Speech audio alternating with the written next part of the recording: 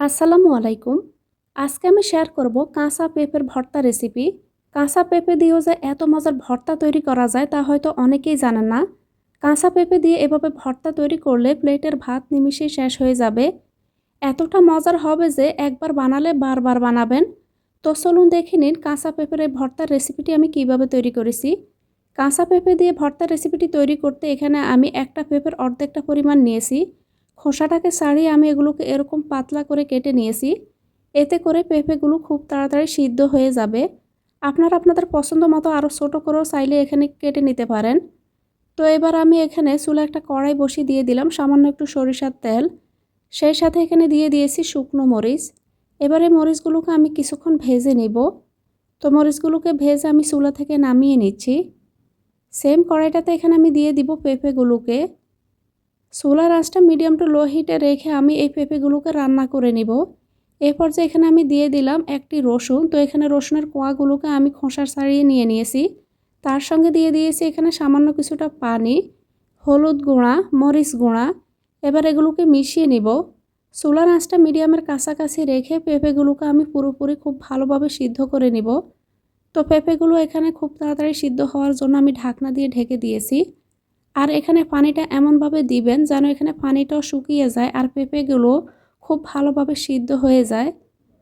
তো কিছুক্ষণ পর এভাবে নেড়ে ছেড়ে আমি পেঁপেগুলোকে খুব ভালোভাবে সিদ্ধ করে নিব। সেই সঙ্গে আমি পানিটাকেও শুকিয়ে নিব।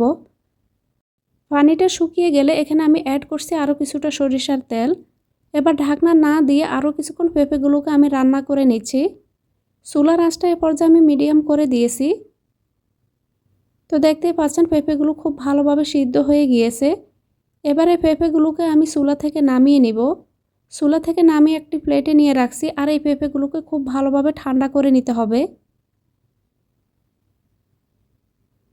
তো এখানে পেঁপেগুলোকে আমি ঠান্ডা করে নিয়েছি।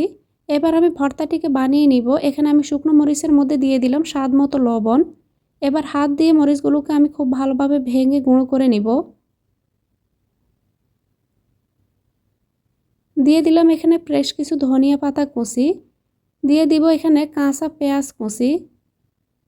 হাত দিয়ে এই সবগুলো উপকরণ খুব ভালোভাবে মাখিয়ে নিব। এবার আমি পেঁপেগুলোকে নিয়ে নিব।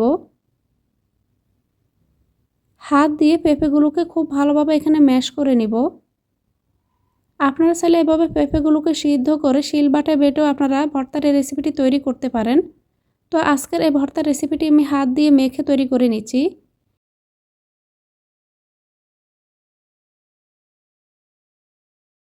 এর মাঝে এখানে আমি লবণটা চেক করে নিয়েছি। লবণটা একটু কম পড়েছে। তো এখানে সেই অনুযায়ী এখানে আরও কিছুটা লবণ অ্যাড করে দিলাম। এরপর যে এখানে আমি অ্যাড করছি সামান্য একটু লেবুর রস।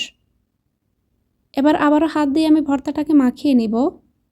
কোনো রকম বাটাবাটি বা ব্লেন্ড করা ঝামেলা ছাড়াই এভাবে আপনারা খুব সহজে পেঁপে দিয়ে ভর্তার এই রেসিপিটি বাসায় ট্রাই করতে পারেন।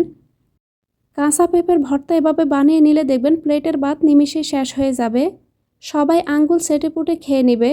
আশা করছি আমার আজকের এই ভর্তার রেসিপিটি আপনাদের অনেক ভালো লেগেছে। এতক্ষণে রেসিপিটির সঙ্গে থাকার জন্য সবাইকে অনেক ধন্যবাদ।